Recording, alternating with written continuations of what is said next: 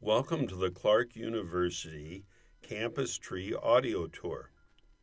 This is Norm Freund, Professor of Philosophy, and I will be serving as your guide. You have accessed the Cornerstone replacement buildings and back campus portion of this tour. As you look at this cornerstone, this is the cornerstone upon the recovery from the Great Fire of 1984. In that year, materials that had been used for roofing that were being stored on the roof of one of the old buildings spontaneously combusted. And when the materials burned into the common all-wood attic of those aged buildings, a great fire occurred. By the time the fire was over, Sacred Heart Chapel, Mary Bertrand Hall, Rose O'Toole Hall, and Margaret Mann Hall had all been destroyed. 2 years later, these beautiful replacement buildings that you see before you opened, and a new cornerstone was laid, and behind the cornerstone, a time capsule of mementos from that era was installed. As you read the cornerstone, you can see that it says, "The future of Clark College rests on the foundations of our heritage, founded 1843 by the Sisters of Charity of the Blessed Virgin Mary." At the corner of this building, where the cornerstone is, there is a Cleveland flowering pear. This is the class tree for the graduates of 2019. Turn now to walk west on the inner sidewalk. That is the sidewalk not closest to the street, but closer to the buildings. If you look to your right, you'll see a blue spruce tree named Annie. This was planted in 1995. It is not a class tree, but a memorial to Sister Anne Segrist, BVM. Sister Annie had been a longtime member of the music department and then had transitioned into service in administration at Clark University. When she died prematurely in the mid-1990s, this tree was planted in her honor and memory. On the opposite side of the sidewalk, you'll see an emerald maple. This was planted by the graduates of 2002. They named their tree Apogee, which means zenith or high point. The reason they chose this name is that the class of 2002 graduated the 10,000th student in Clark history, dating back to 1843. One tree of significance that used to be in this area that no longer exists is the class tree for the graduates of 1977. They planted their tree adjacent to the old chapel, and that tree survived the fire of 1984. During Reconstruction, however, when much earth had to be moved for the new replacement buildings, that tree became an island of grass and land amidst all the construction that was going on. Because of this, in February of 1986, it was removed and then replanted a couple months later near the street, only to have to be removed for good in 2005 because of progress of the college. In that year, the Gantz Center was installed with the decorative lights along the street, and one of those light posts needed to be planted immediately where the tree had been.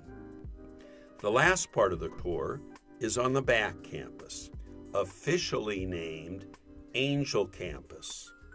This part of the campus got that name because of our heritage from the academy days. There used to be a large statue on this back campus of a guardian angel with its hand on the shoulder of a child. This statue was very close to where the former grotto of Our Lady of Lourdes stood on the back campus as well.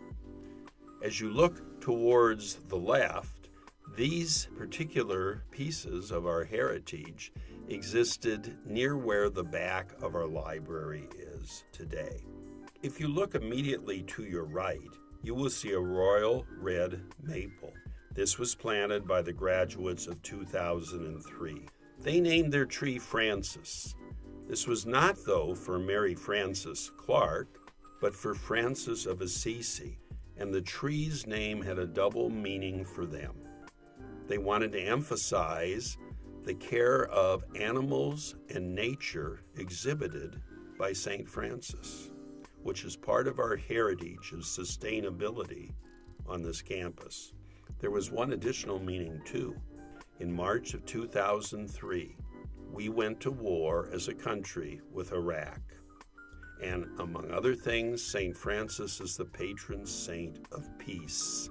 So they gave their name, Francis, to their tree in the hopes to an end to that war and the resumption of peace. As you look to the left, you'll see a very large maple tree by the sand volleyball court.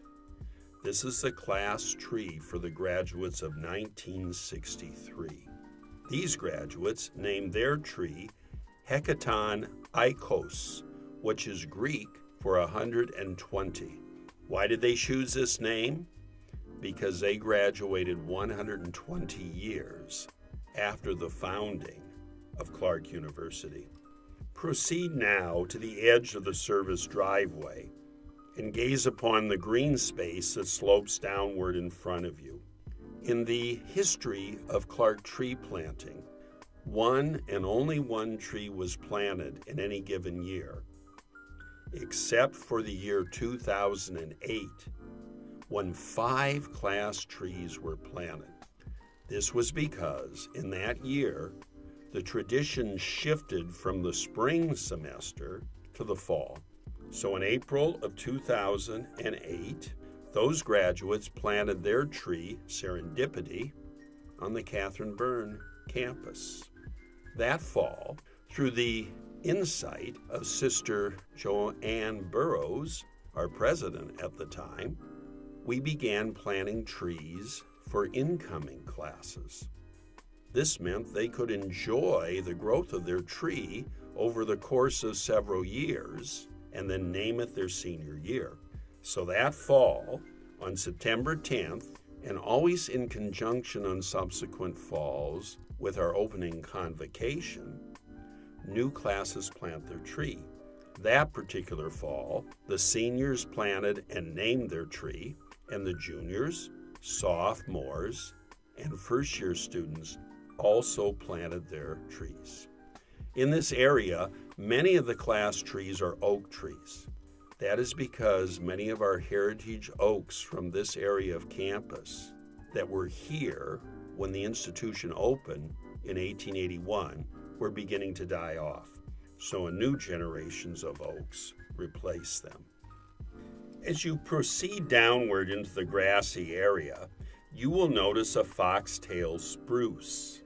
This is the tree of the graduates of 2013, and they named their tree #tree, indicating the importance of social media and the internet by the time that they had graduated. As you continue further towards West Locust Street, you will see a Kentucky coffee tree.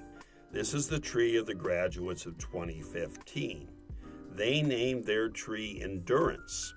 The significance of the name was this, that they had endured and accomplished all their major goals in graduating in 2015, with a little help from a cup of coffee every day as well.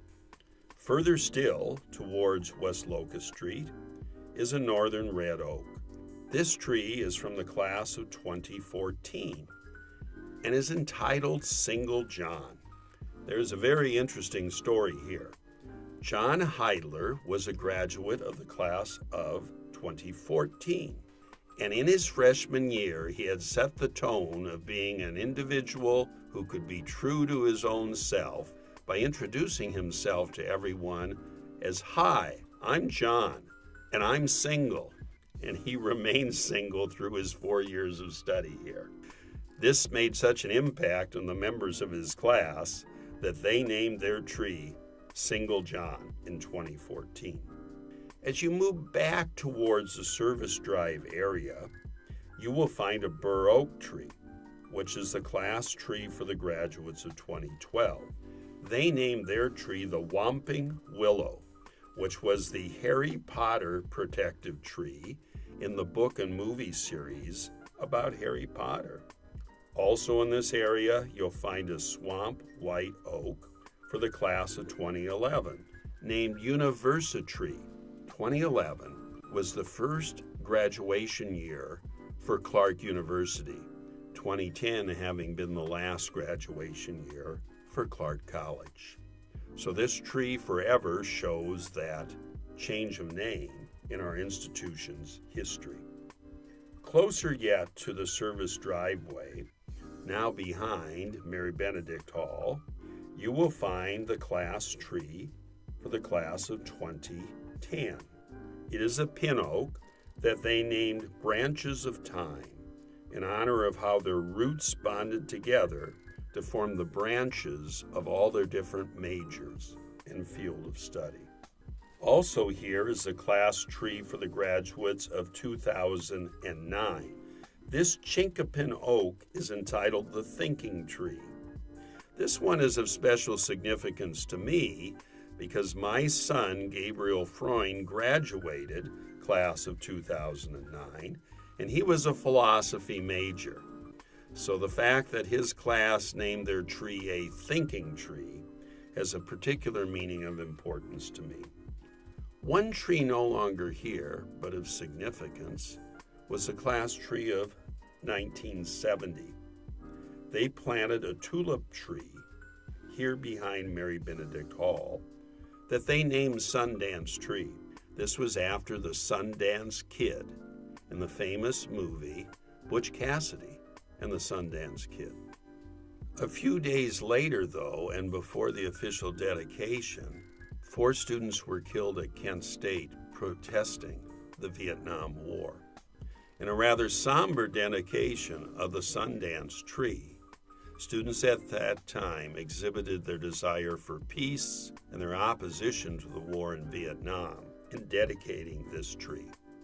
This now concludes this portion of the Heritage Tour about our trees.